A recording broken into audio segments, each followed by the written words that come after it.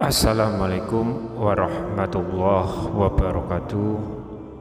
Alhamdulillahi rabbil alamin. Wassalatu wassalamu ala asrafil anbiya'i wal mursalin, nabiyyina wa habibina Muhammadin wa ala alihi wa sahbihi ajmain wa man tabi'ahum bi ihsanin ila yaumiddin.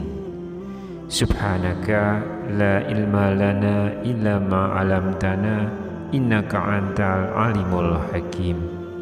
Rabbi shrah li sadri wa yassir li amri wahlul 'uqdatam min lisani yafqahu qawli. Sahabat Oborpedia yang dirahmati Allah, salah satu sunnah dalam sholat yang tiap hari insya Allah kita tunaikan yaitu membaca surah ataupun ayat-ayat dalam Al-Quran seusai kita membaca surah Al-Fatihah. Dan di dalam Al-Quran itu sendiri terdiri dari 114 surat serta 6.000 lebih ayat, sehingga kita semua memiliki banyak sekali pilihan surah ataupun ayat yang melimpah untuk kita baca setelah selesai membaca surah Al-Fatihah.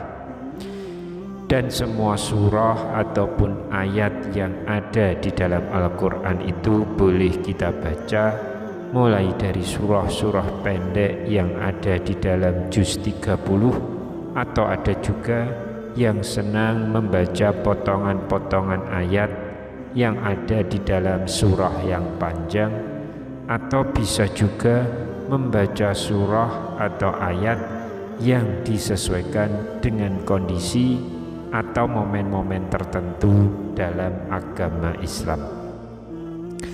Jadi misalnya sedang berada di dalam bulan suci Ramadan, maka kemudian dipilihkan surah-surah yang ada kaitannya dengan Ramadan atau puasa dan lain sebagainya.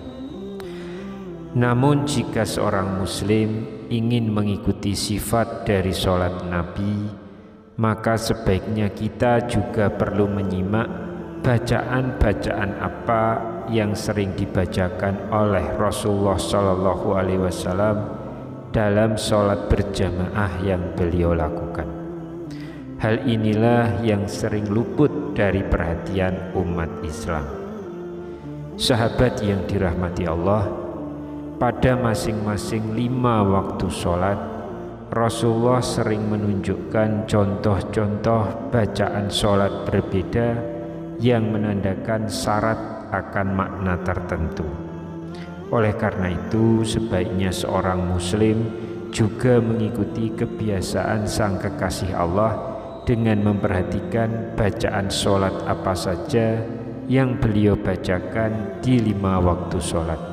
Salah satunya adalah bacaan sholat Rasulullah Shallallahu Alaihi Wasallam ketika sholat subuh. Dalam sebuah hadis dari Abu Hurairah radhiyallahu anhuma berkata, "Aku tidak pernah sholat di belakang seseorang setelah Rasulullah yang lebih menyerupai Rasulullah daripada si fulan." Kemudian Sulaiman bin Yasar, perawi hadis ini, berkata, "Orang itu memanjangkan 2 rakaat pertama sholat zuhur dan meringankan 2 rakaat terakhir, meringankan bacaan pada sholat asar, dan pada sholat maghrib membaca Qisarul Mufassal atau surat-surat pendek. Pada sholat isya membaca Wasatul Mufassal atau surah yang panjangnya pertengahan, dan pada sholat subuh membaca Tiwalul Mufassal atau surah-surah yang panjang. Hadis riwayat Ahmad nomor 329 sampai 330.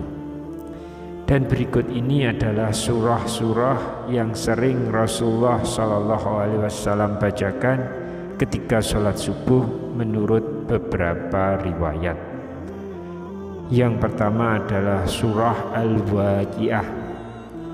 Surah panjang yang dimaksudkan dalam hadis ini adalah surah Al-Waqiah yang terdiri dari 96 ayat dan yang semisalnya yang terbagi dalam 2 rakaat sholat.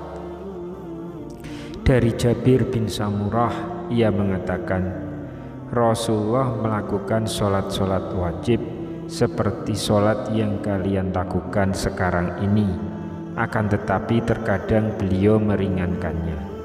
Sholat beliau lebih ringan daripada sholat kalian, dan terkadang dalam sholat fajar atau subuh beliau membaca surah Al-Waqiah dan surah-surah yang semisalnya. Hadis riwayat Ahmad nomor 104. Lalu yang kedua adalah surah At-Tur. Rasulullah juga pernah membaca surah At-Tur yang terdiri dari 49 ayat. Surah ini berisi tentang bukit yang mana diambil dari kata At-Tur yang terdapat pada ayat pertama surah ini. Yang dimaksud dengan bukit di sini adalah Bukit Sinai yang terletak di semenanjung Sinai, tempat Nabi Musa menerima Taurat dari Allah. Beliau membacanya pada saat sholat subuh kala melaksanakan haji wada. Dari Ummu Salamah radhiyallahu anha, ia berkata, aku mengadu kepada Rasulullah bahwa aku sakit. Maka beliau berkata kepadaku, lakukanlah tawaf dari belakang orang-orang sambil berkendaraan. Maka aku pun melakukannya, sedangkan Rasulullah ketika itu sedang melakukan sholat subuh di sisi Ka'bah, dan beliau membaca Wat-Tur wa kitabim mastur.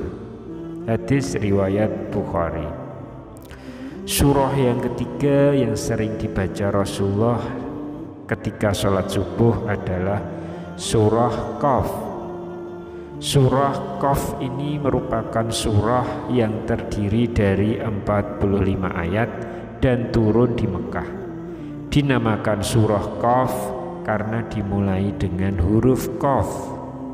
Nabi Muhammad SAW senang membaca surah ini pada rakaat pertama sholat subuh dan pada sholat hari raya. Sedangkan menurut riwayat Abu Dawud, Al-Baihaqi dan Ibnu Majah, Nabi Muhammad SAW membaca surah ini pada saat membaca khutbah sholat Jumat. Surah ini dibaca untuk memperingatkan manusia tentang hari pembangkitan, hari berhisab, surga, neraka, pahala, dosa, dan sebagainya. Surah ini dinamakan juga Al-Basiqat, diambil dari perkataan Al-Basiqat yang terdapat pada ayat yang ke-10 di dalam surah ini.